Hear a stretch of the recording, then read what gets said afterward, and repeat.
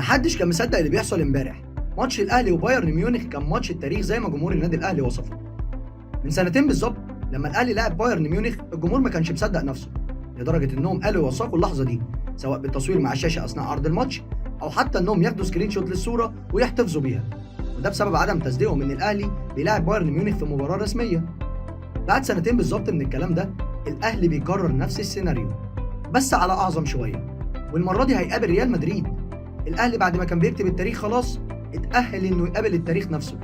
حقيقي اللي بيعمله الاهلي شيء اكتر من عظيم، وجمهور النادي الاهلي او القلعه الحمراء قالوا ان المفروض ما يتمش مقارنته مع اي نادي افريقي تاني، وده مع كامل احترامنا وتقديرنا لكل انديتنا في كل الدول العربيه. وفي الحقيقه الاهلي بيحقق انجازات صعبه ومستحيل يتم تحقيقها تاني.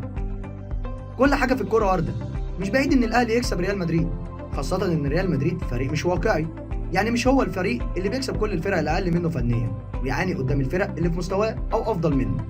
لا، الريال عادي بيعاني قدام الفرق اللي اقل منه فنيا. اكيد مش معنى كده ان ده تاكيد او ضمان بفوز الاهلي، لكن فعلا كل حاجه وارده. تخيل كده لما يبقى حلمك انك تلعب نهائي كاس عالم وتحقق ده على حساب ريال مدريد، حرفيا مش هتبقى محتاج حاجه تاني من الكوره. الاهلي العالمي بيواصل كتابه التاريخ باحرف من ذهب. وبكده نكون وصلنا لنهايه حلقتنا النهارده. لو عجبتكم ما تنسوش تعملوا لنا كومنت ولايك وشير، وما تنسوش تتابعونا على فيسبوك وتيك توك باسم المصطبة، ولو بتتفرج على اليوتيوب ما تنسوش تعملوا سبسكرايب. كان معاكم احمد سيد.